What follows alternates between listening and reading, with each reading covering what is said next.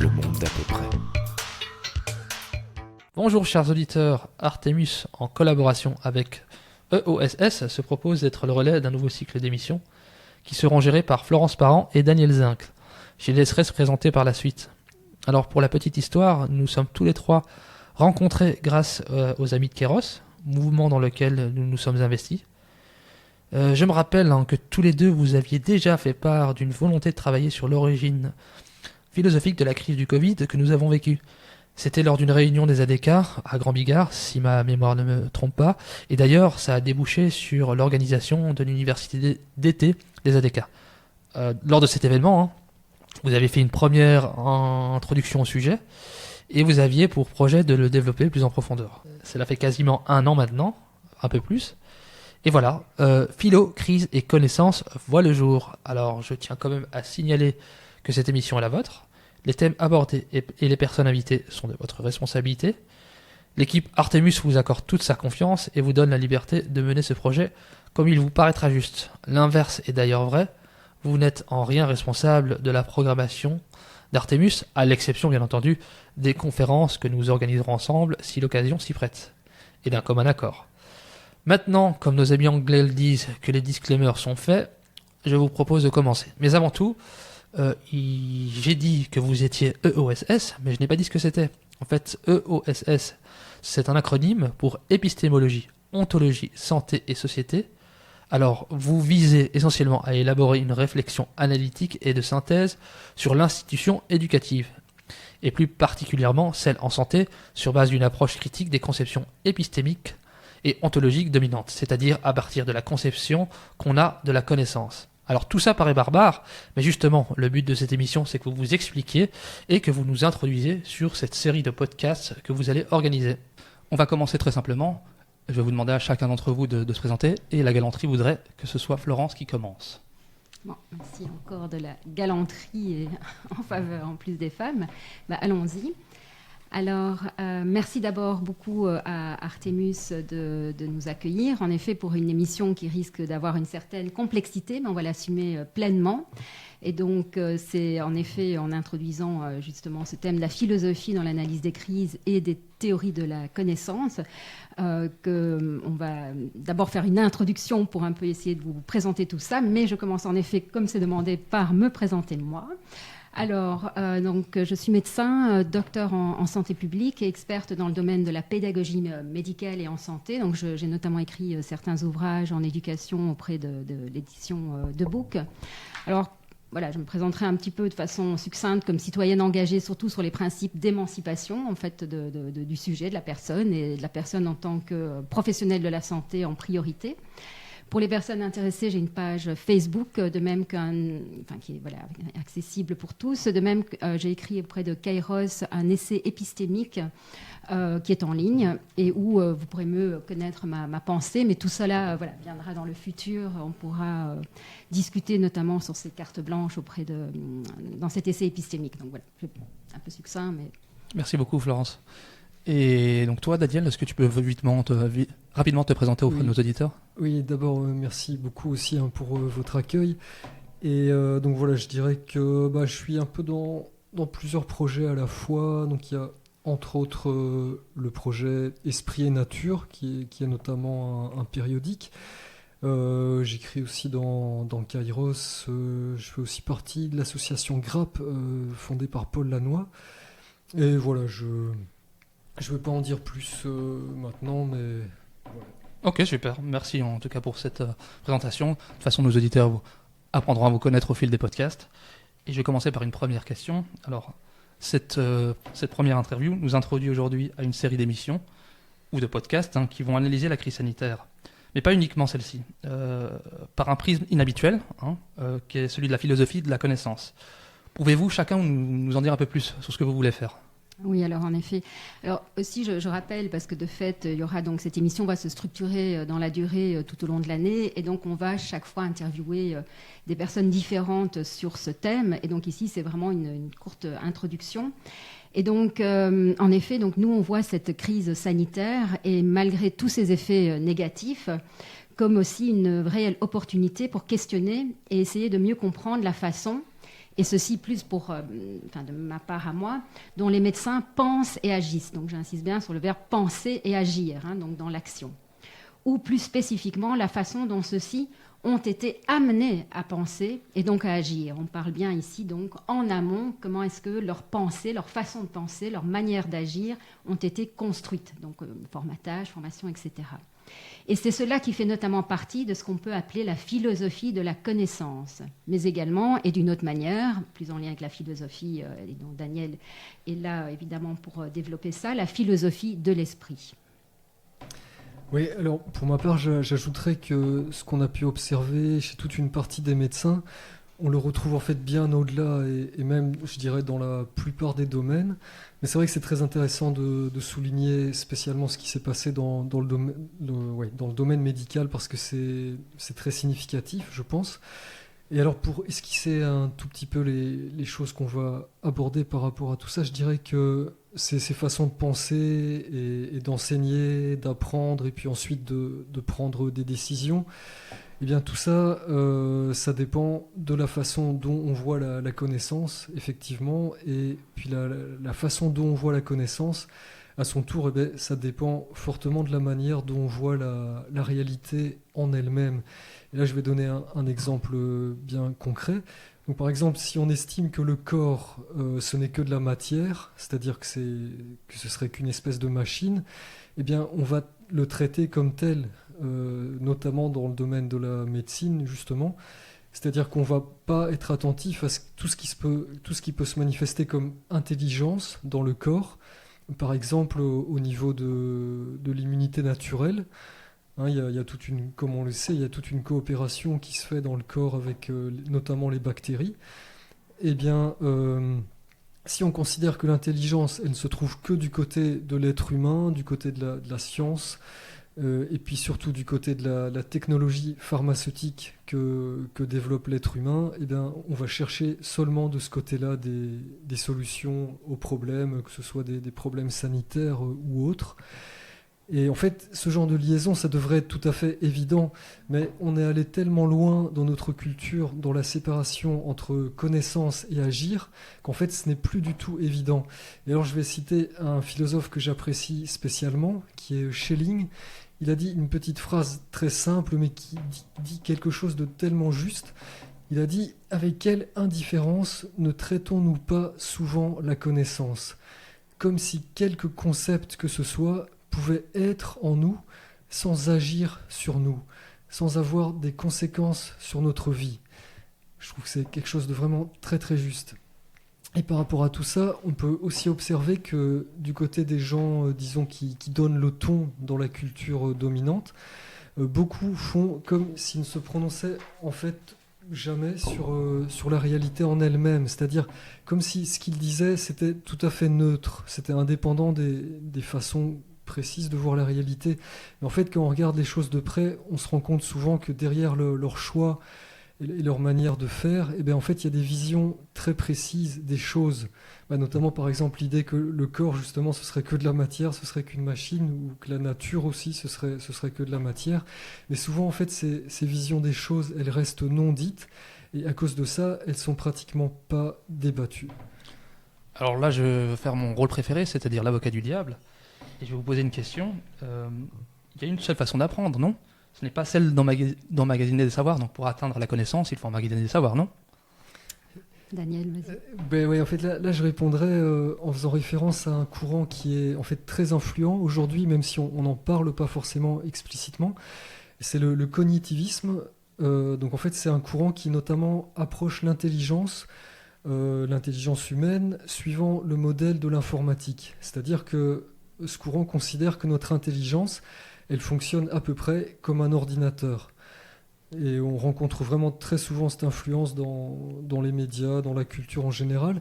Mais si on voit les choses comme ça, eh bien, ça aura évidemment une énorme influence sur la façon dont on développe toutes sortes de choses, et notamment la façon dont on développe l'enseignement. C'est-à-dire qu'on va donner, comme on le fait aujourd'hui, une énorme place à la technologie dans l'enseignement. Et bien sûr, on aura tendance à sous-estimer tout ce qui favorise le développement de la sensibilité et on sera beaucoup plus dans une logique d'accumulation, etc. Mais ça se retrouve aussi, ce genre de façon de voir, dans d'autres courants qui sont pourtant très intéressants en partie, comme la systémique. Mais il faut savoir que ce courant se relie aussi beaucoup fait beaucoup de liens avec l'informatique. C'est pas toujours un problème, mais ça peut souvent devenir un problème. Et tandis que si, à l'opposé de tout ça, on se relie à des approches qui essayent de comprendre les liaisons entre l'humain et la nature, notamment, et voilà, des approches qui sont attentives à tout ce qui se manifeste dans l'esprit humain aussi, comme idées beaucoup plus larges, comme ce qu'on appelle des intuitions, par exemple. Et pas seulement par rapport à tout ce qui est mode de pensée qui se limite à diviser, à classer, etc. Si on se relie à de telles approches, eh bien, ça aura aussi une énorme influence sur notamment l'enseignement. Par exemple, on donnera beaucoup plus de place à la nature, à l'art, etc. Oui, Florence, tu veux rebondir ? je peux compléter en effet par rapport à la question, parce que c'est justement là que ça devient absolument passionnant, car dans les manières d'apprendre, en fait, on en a elles sont extrêmement diversifiées. De nombreux auditeurs, j'imagine, qui nous écoutent, penseront sans doute d'abord aux méthodes d'enseignement labellisées pédagogie active, avec les différentes écoles qu'il y a autour de ces pédagogies-là. Et c'est tout à fait juste. Pour nous, en fait, à notre niveau, on va questionner en priorité, c'est-à-dire vraiment mettre en premier, sans exclure de revenir sur la notion évidemment de pédagogie active, deux notions qui sous-tendent des postulats fondamentaux, des valeurs vraiment essentielles. Et pour faire suite donc aussi à Daniel, et donc souhaiter beaucoup plus de reliance, de lien dans nos connaissances entre nature et culture, il est nécessaire donc de vraiment venir questionner les choix qui sont faits en amont de ces pédagogies qui sont donc dites pédagogies actives. Et donc il s'agira ainsi de mobiliser au cœur des pratiques médicales, donc pour moi ce qui me concerne, de questionner en fait nos choix ontologiques et épistémiques, enfin ceux de nos institutions en matière de rapport à la connaissance. Bon, là, on va demander une petite clarification, parce que c'est des mots barbares. Est-ce que vous pouvez justement nous définir les deux termes que tu viens de citer, Florence, qui est ontologique et épistémologique ? Oui, peut-être Daniel, vas-y d'abord en tant que philosophe. Voilà, mais en fait, je dirais qu'il ne faut vraiment pas se laisser effrayer par des mots techniques comme ceux-là. Bien sûr, d'un côté, ces mots se relient à toute une complexité, mais d'un autre côté, leur sens, on peut l'indiquer très clairement. Parce que l'épistémologie, c'est simplement ce qui s'occupe de la question de la connaissance, c'est-à-dire la question, est-ce que la connaissance est possible ? Est-ce qu'on peut vraiment connaître les choses ? Et si oui, comment est-ce qu'on peut les connaître ? Et l'ontologie, c'est ce qui s'occupe de la nature des choses, donc la question de savoir qu'est-ce que sont les choses dans leur réalité. Alors pour donner quelques exemples, est-ce que les choses seraient par exemple juste de la matière, ou bien est-ce qu'elle serait plutôt de l'esprit fondamentalement, ou bien est-ce qu'elle serait de la vie, ou alors est-ce qu'elle serait encore quelque chose qui serait au-delà de tout ça, hein ? Et comme on le verra, ces deux questions, donc connaissance et réalité, sont très liées entre elles.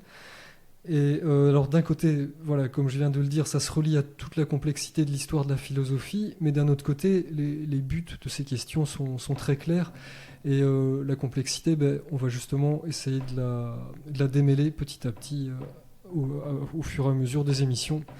Oui, peut-être pour compléter, donc justement, en effet, c'est plutôt, selon mon point de vue, en fait, la rareté en fait, de leur usage, leur rareté d'usage de ces termes est justement un problème ou la problématique. Et c'est celle-là, justement, cette problématique-là que nous souhaitons soulever par cette série d'émissions qui nous amènera pas à pas à nous approprier, pour l'homme de bonne volonté, ces concepts. Parce qu'on est tous, en fait, directement liés en fait, à ces concepts, puisqu'on ne se questionne pas, moi, pendant mes années d'études de médecine, je ne me suis pas questionnée sur la manière dont j'avais été construite, en fait, dans quel formatage, en fait, j'avais été modelée. Mais en fait, c'est vraiment ces questions-là qu'on va aborder ici. Et justement, cette crise sanitaire est un lieu privilégié, une chance pour celui qui veut se questionner et comprendre l'enjeu ou le levier éducatif à l'œuvre dans cette dérive politique que je me permets dès à présent de nommer totalitaire. Pour ma part, et comme je l'ai déjà souligné, je me référerai chaque fois à des exemples ou démonstrations en provenance du milieu médical que je perçois comme un terreau à de telles dérives. Mais à chacun de transférer ces exemples dans d'autres milieux de formation, juristes, vétérinaires, agronomie, etc. Alors en fait, comme l'ensemble des émissions à venir vont nous permettre de progressivement développer et comprendre en fait ces deux concepts, donc d'épistémologie et d'ontologie, notamment en mobilisant la capacité à la pensée complexe, on peut se référer évidemment à Edgar Morin. On va essayer donc d'analyser les situations de façon assez fine, de façon assez analytique, tout en faisant aussi un travail de synthèse plus global, de prise de recul sur les choix opérés quand on va choisir telle épistémologie ou telle autre, ou telle ontologie ou telle autre. Donc c'est chaque fois en amont comment nous avons été construits, moi pendant mes années d'études de médecine, mais chacun donc pendant ses années de juriste, pendant ses années de journaliste, etc. Comment est-ce qu'on a été construit, sur base de quelle épistémologie et sur base de quelle ontologie. Donc à ce stade-ci, puisqu'on viendra avec des exemples par les conférences à venir et les podcasts à venir avec d'autres auteurs et nous-mêmes également, je vais ici me restreindre du coup à une définition assez succincte, ou plutôt à un élément juste de guidance en fait, en partant de l'étymologie de ces deux mots qui va venir renforcer un petit peu, je pense que Daniel vient de dire.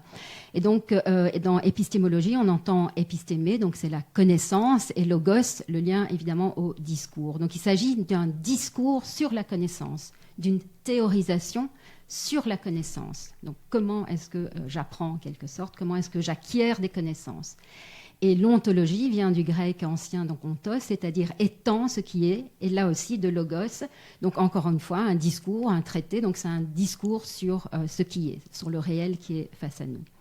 Et donc suivant le type de réponse qu'on apporte à ces questions, il y aura toutes sortes de conséquences vraiment très concrètes sur la manière d'enseigner, sur la manière d'apprendre, comme on le disait aussi, mais aussi sur le genre de rapport qu'on va entretenir avec la nature, avec les autres êtres humains, sur le type de médecine qu'on va développer, mais sur aussi le type d'économie qu'on va défendre, sur le petit type d'agriculture, on peut aller partout en fait, et ainsi de suite. Je ne sais pas si ça permet de clarifier un peu ces termes qui sont barbares, mais il faut pouvoir se les approprier pour prendre conscience en fait de nos propres neurones et comment ils sont formatés.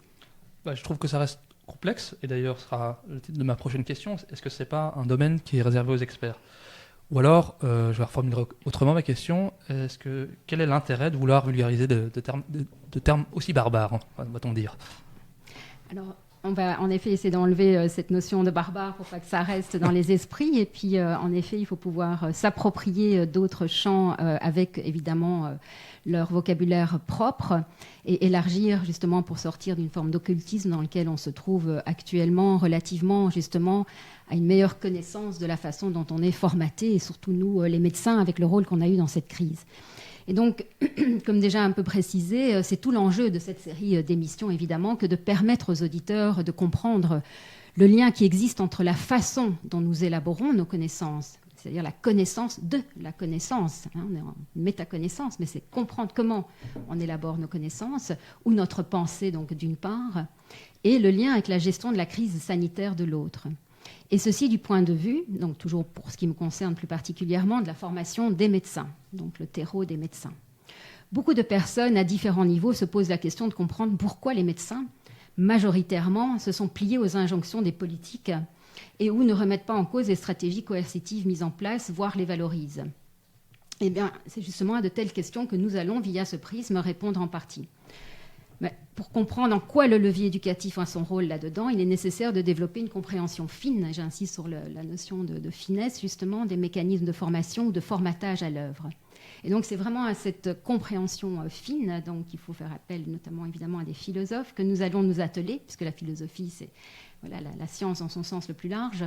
Et pour cela, on va faire, on ne peut pas faire d'ailleurs l'économie de concepts tels que l'épistémologie ou l'ontologie, et ne pas se mélanger avec l'épidémiologie, parce que ça, on l'a suffisamment entendu. Je crois que maintenant, c'était aussi un concept barbare au début de cette crise. Je crois que ce n'est plus un concept barbare pour bon nombre de personnes. Donc voilà, on est sorti un peu d'un occultisme aussi, d'un niveau plus matérialiste. Maintenant, il faut aller dans un niveau aussi de compréhension plus philosophique et plus global.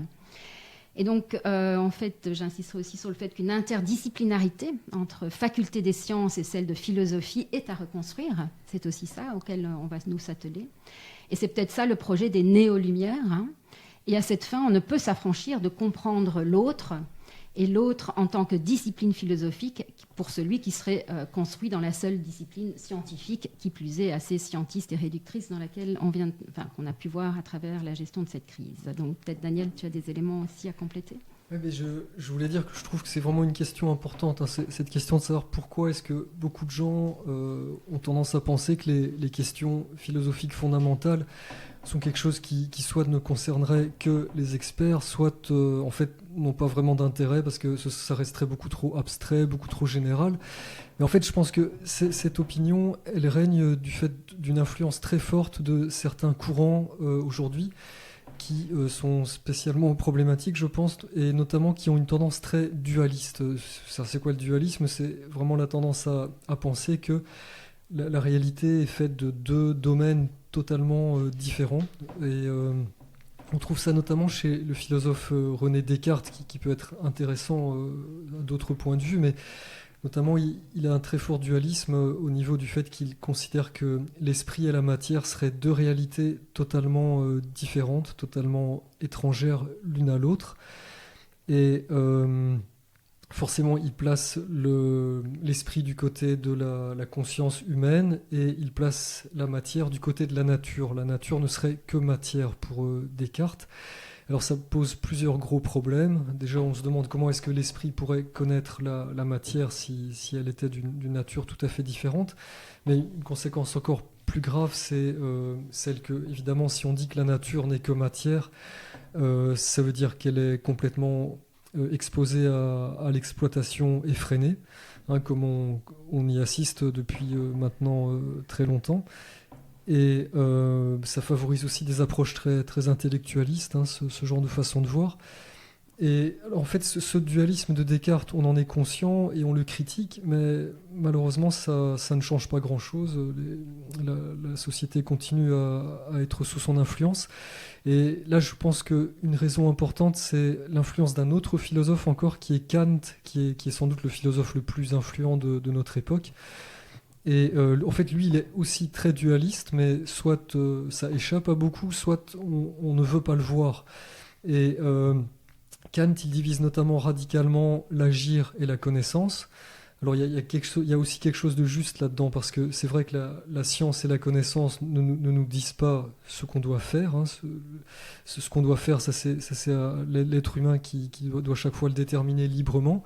Mais bien sûr, la connaissance doit pouvoir nous éclairer.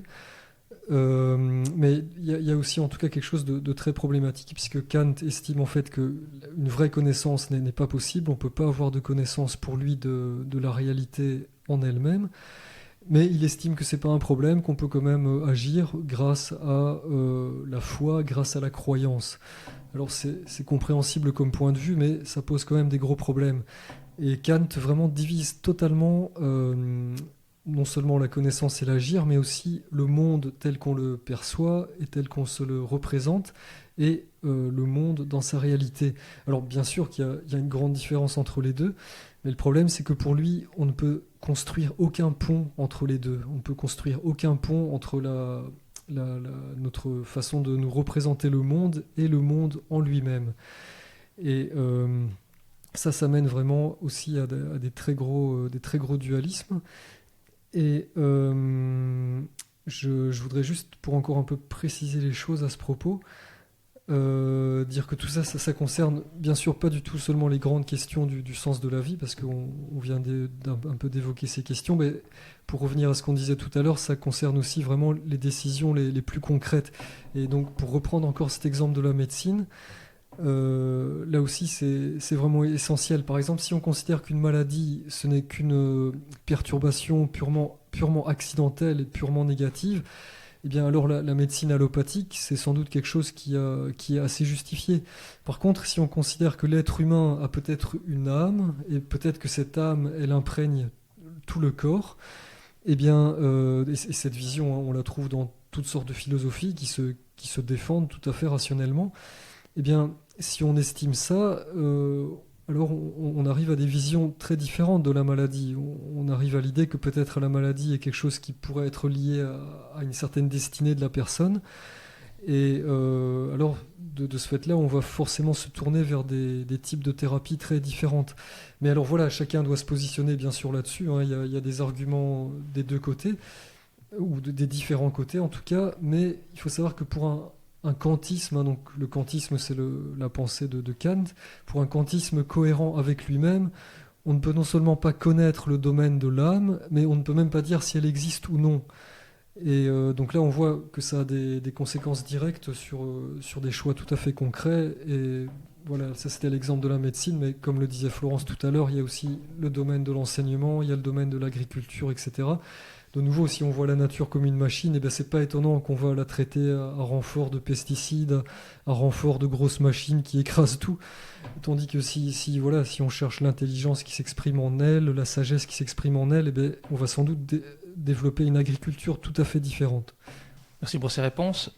Pour continuer dans le monde médical et rester sur la thématique justement épistémologique et ontologique, est-ce que Florence, tu as des exemples où il s'agit de faire à ce stade-ci un développement théorique, puisque c'est l'objet des émissions suivantes, serait-il possible tout de même de permettre une forme de projection sur ce que cela veut dire au concret ? Oui, tout à fait, certainement. Donc, un autre exemple, donc, les exemples de Daniel sont en effet directement liés au choix épistémique derrière, qui vont faire en effet nous aller dans une perspective médicale ou une autre.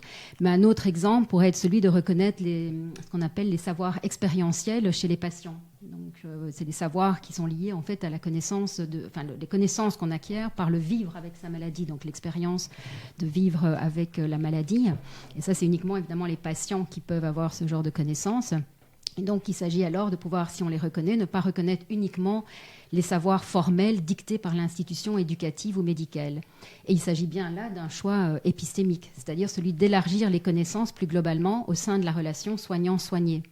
Ça veut dire qu'évidemment, on n'est pas juste sur tout ce qui est evidence-based medicine, basé sur des protocoles randomisés, enfin tout ce qu'on a pu voir à travers la crise, mais on va reconnaître une approche de savoir dans le champ sociologique de la maladie, du vivre avec la maladie, de la psychologie.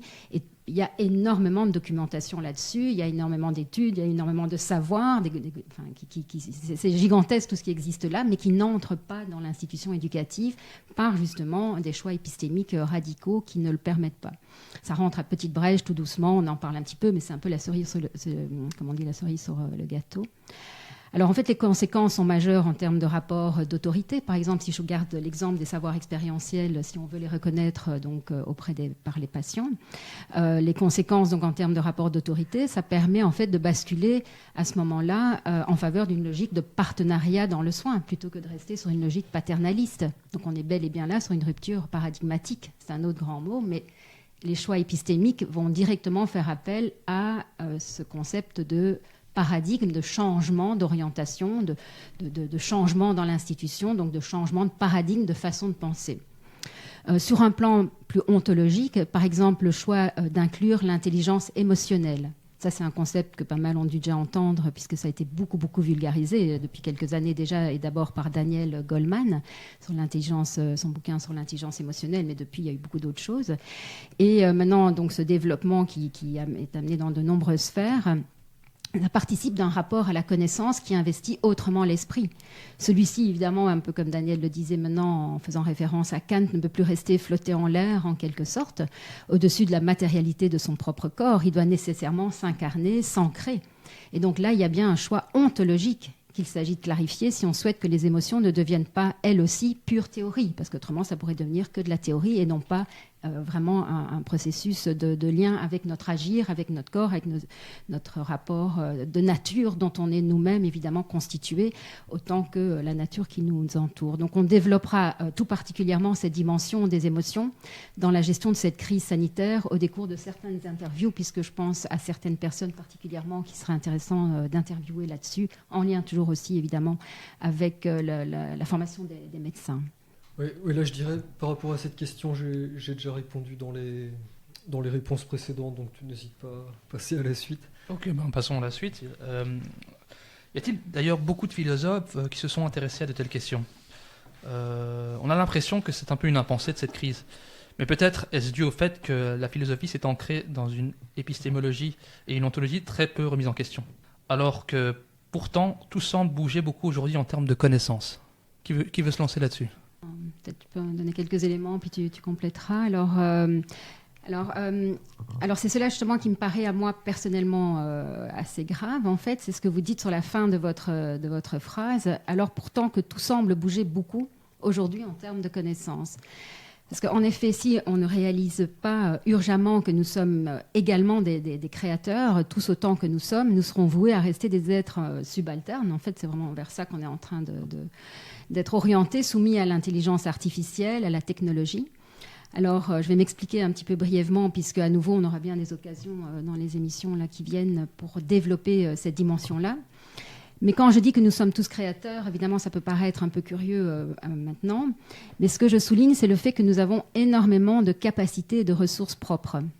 Mais à force de construire un monde purement extérieur ou une culture fondée sur une technologie omniprésente, avec une matérialité concrète, sonnante et trébuchante, finalement, l'omniscience de celle-ci, donc vraiment la présence pleine, complète de celle-ci, nous pend au nez. C'est-à-dire, on va se retrouver complètement envahi.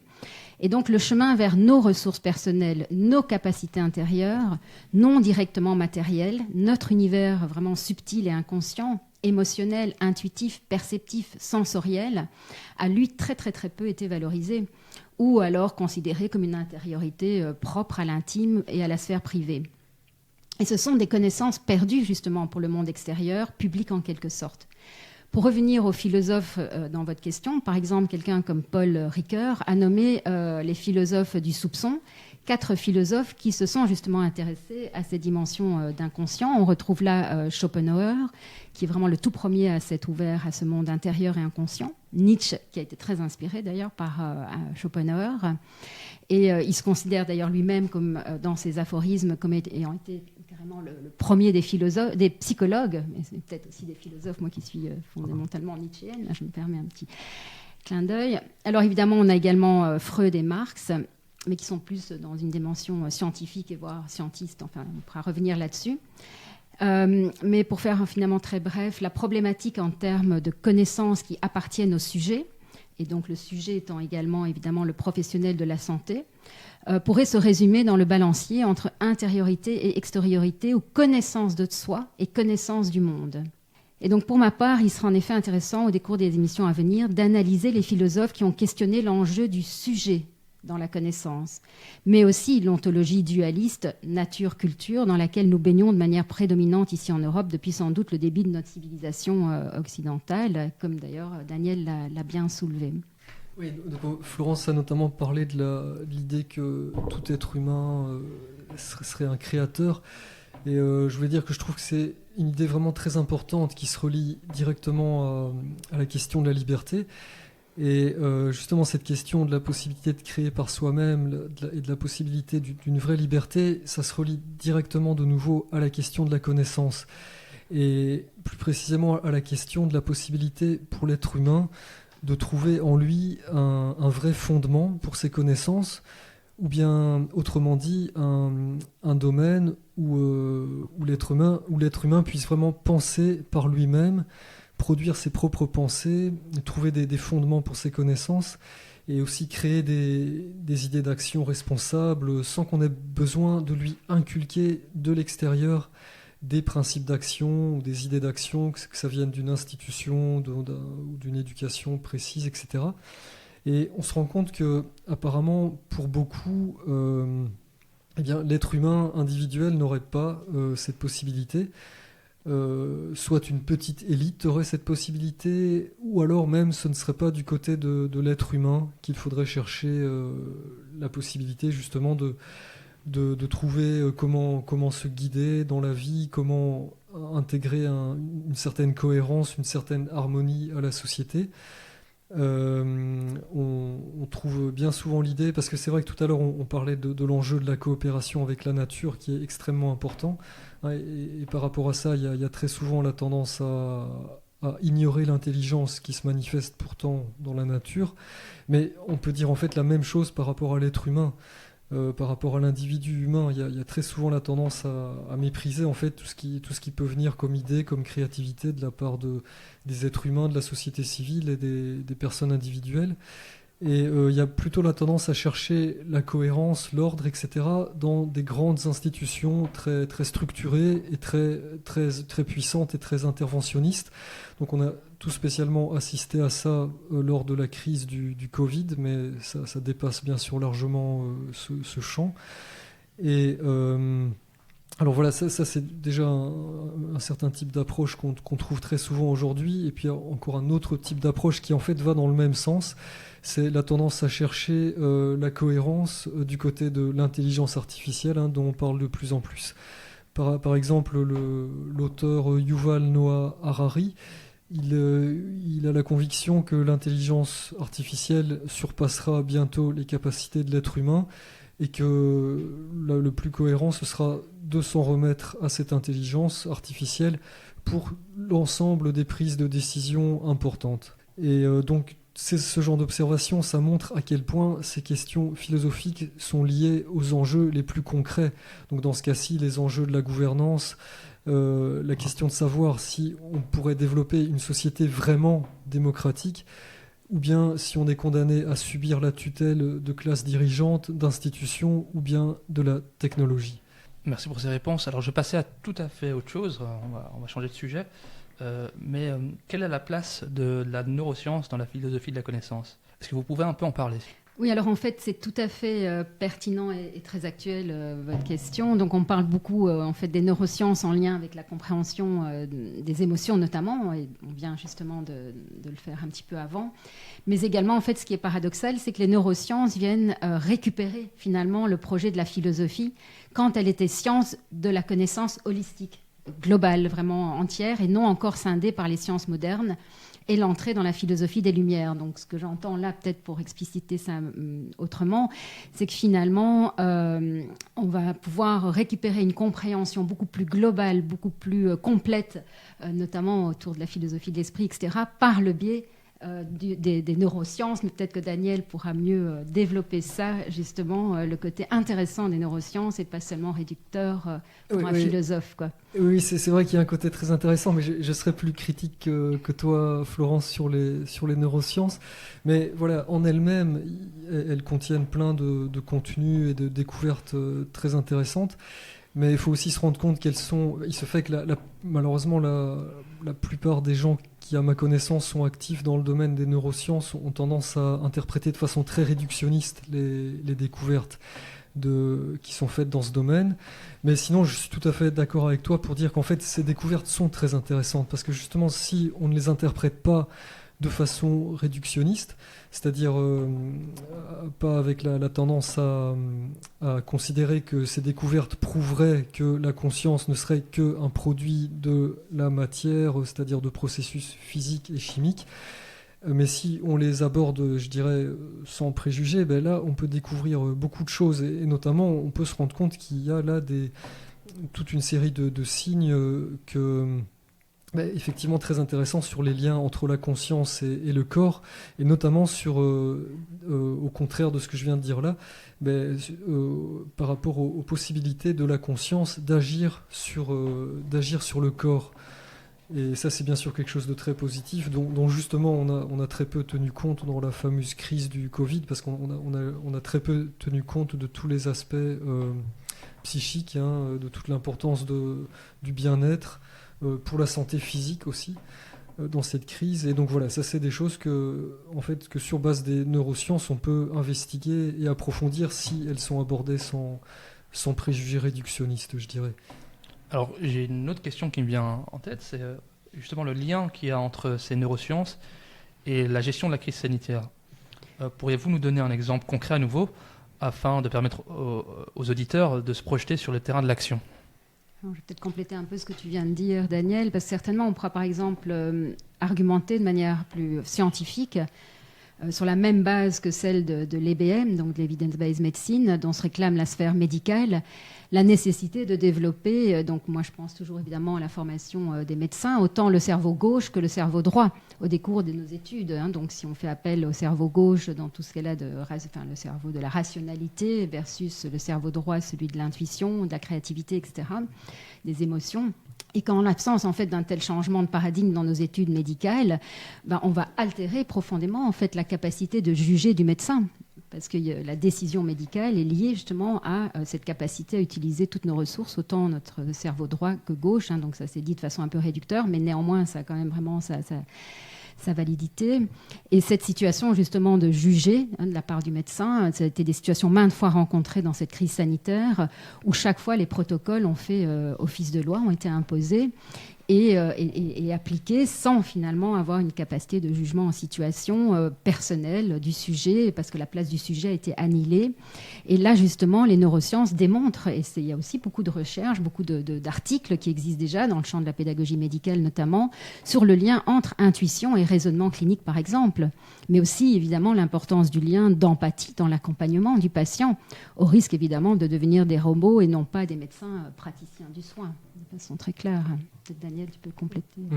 Ouais, justement, donc, pour donner un exemple très concret et très documenté par beaucoup d'études, qui montre justement ce lien entre le bien-être, entre le psychique donc, et vraiment la santé physique, et donc voilà ce phénomène qui a été si peu pris en compte pendant cette crise. Eh bien, un exemple très concret, c'est l'effet placebo, qui en général n'est pas interprété comme quelque chose de positif, puisque voilà, on l'aborde comme quelque chose qui est un signe du fait qu'on peut s'illusionner sur certains médicaments, mais c'est aussi en fait un signe très positif et très concret par rapport aux capacités vraiment de guérison de la conscience et vraiment par rapport aux possibilités d'action, comme je le disais tout à l'heure, de la conscience sur le corps. Super. Alors, ces premiers échanges nous donnent une idée de la série d'émissions à venir autour de ce thème, à la fois en lien avec l'enseignement et la formation, notamment des médecins, et les grands concepts qui seront mobilisés, donc philosophie de la connaissance, philosophie de l'esprit, épistémologie, ontologie par exemple. Petite dernière question pour vous. Pourriez-vous à ce stade-ci nous parler des personnes que vous allez inviter, du moins pour les premières émissions, les prochaines émissions? Oui, en fait, notre premier invité, ce sera à la fois un chercheur et un praticien, parce qu'il s'agit du docteur Jean Stevens. Donc c'est un médecin qui s'était engagé, entre autres, dans la critique aux politiques dites sanitaires autour du Covid, mais c'est aussi, surtout, un chercheur indépendant et un penseur à la fois scientifique et philosophique extrêmement intéressant. Il travaille en fait sur une compréhension de la vie qui dépasse le réductionnisme matérialiste et qui essaye vraiment de tenir compte du phénomène de la conscience dans l'ensemble des domaines et des sciences, mais en se basant vraiment sur la connaissance scientifique la plus précise et la plus rigoureuse. Sinon, on pense aussi à quelqu'un qui est aussi à la fois un praticien et un penseur. C'est Louis Larocque, en fait, c'est un fermier alternatif, disons, qui est donc à la fois dans l'agriculture paysanne et alternative, puisqu'il utilise la méthode de la biodynamie, et en même temps, il s'intéresse beaucoup à la philosophie et à la littérature. Alors, il y a aussi donc des personnes, comme je le disais tout à l'heure, dans le champ de la psychologie des émotions, et notamment des personnes thérapeutes et chercheurs en neurosciences, qui sont aussi, on aime bien penser à des personnes qui sont des praticiens et des chercheurs et des penseurs. Et puis plus précisément, une des personnes qui est déjà clairement identifiée pour, après, je pense, l'interview avec le docteur Jean Stevens, ce sera Marion Felodziak, qui est en fait prof de chimie en haute école, qui est docteur en chimie médicinale. Elle est formée à l'Université de Montréal, à l'Institut des biomolécules Max Mousseron. Et elle se retrouve aujourd'hui à avoir passé autant d'années sur les bancs de l'école supérieure en tant qu'étudiante, pour ses évidemment bachelier, master, doctorat, qu'à enseigner elle-même au sein de du même système. Et donc c'est un petit peu ce schéma-là, couplé à de nombreuses lectures littéraires, philosophiques qu'elle apprécie beaucoup, qui a fait naître son analyse et une forte réflexion critique sur l'enseignement supérieur scientifique actuel. Donc on a toujours cette visée d'avoir un regard critique, mais critique dans le sens vraiment constructif. Donc c'est vraiment le sens critique qui va nous permettre de comprendre en profondeur tout ce qui se joue de nous dans les tréfonds de ce levier éducatif qui nous a tous finalement, qui nous incombe tous. Voilà. Super, des bons noms, des bonnes thématiques qui vont être développées. Je vais me permettre un commentaire, ce sera ma dernière question. Donc on a beaucoup parlé de philosophie, on a parlé de crise, on a parlé de connaissances. Est-ce qu'il n'y a pas une limite justement à la philosophie et il n'y a pas une volonté aussi de développer des concepts métaphysiques? Qu'est-ce que vous en pensez de ce commentaire? Est-ce que c'est aussi dans vos plans ou pas du tout? C'est une question à la fois vraiment intéressante et complexe. Hein. Ça se relie à plein de choses justement qui se trouvent dans la philosophie. Là, comme ça me fait penser notamment à deux philosophes importants qui sont Platon et Plotin, qui ont d'ailleurs justement un nom assez proche, mais Plotin était justement un néo-platoniste, et néo-platonicien plutôt, et donc à la fois il y a une continuité entre lui et Platon, et en même temps une grosse différence, c'est-à-dire que lui il estimait que... Alors, d'abord il faut rappeler ce que estimait Platon, mais Platon était convaincu que la réalité fondamentale, c'est ce qu'il appelait le monde des idées. Donc c'est finalement une espèce de, on pourrait dire une espèce de pensée cosmique, en tout cas des lois qui soient vraiment des réalités, il faut bien le dire, spirituelles, et qui seraient à l'origine de tout ce qui se développe dans le monde. Et chez Plotin aussi, les idées auront leur importance, mais pour lui, il y a encore une réalité au-delà. Quelque chose que la pensée en fait ne peut pas saisir, ne peut pas comprendre, et c'est quelque chose de vraiment essentiel. Ça se relie à plein de questions, parce que si la réalité fondamentale ne peut pas être comprise par la pensée, ça pose pas mal de questions et de problèmes, notamment au niveau de la liberté, parce que ça veut dire qu'on ne pourrait pas arriver à des vrais fondements en matière de connaissances. Donc comment se guider alors si nos connaissances ne peuvent pas être fondées sur quelque chose qui repose sur soi? Donc c'est une question vraiment très importante que justement j'aimerais bien aborder dans la suite des émissions. Eh bien, à la bonne heure. Peut-être j'ajoute un petit élément là-dessus, c'est que de fait, et peut-être au moment où, puisque Daniel et moi-même, nous allons aussi nous interviewer réciproquement, puisqu'on a développé aussi nos cadres de recherche, mais la perspective justement de travailler sur le levier éducatif en lien avec cette réflexion philosophique, cet éveil philosophique par rapport à la crise, c'est de comprendre aussi cette notion de souveraineté que je mets personnellement très directement en lien avec la notion de spiritualité. Donc on pourra aborder évidemment une perspective spirituelle à certaines occasions dans le décours de ces émissions. Oui. Super, que de bonnes choses. Je rappelle à nos auditeurs donc, que la première sera une interview de Jean Stevens. On suivra avec Marion, rappelle-moi son nom de famille, parce que il n'est pas évident. Parce qu'en effet, Felodziak. Marion Felodziak, voilà. Ce seront les deux prochaines. La suite suivra. Restez aussi attentifs, puisqu'il est possibilité qu'il y ait des conférences avec ces mêmes personnes. Je vous souhaite du succès avec votre émission. Moi, je n'aurai fait que l'introduction. Le reste sera dans vos mains. On vous aidera à la technique. Merci beaucoup. Merci pour l'initiative et je vous souhaite que du succès. Merci en tout cas, Artemus. Merci beaucoup. Merci beaucoup.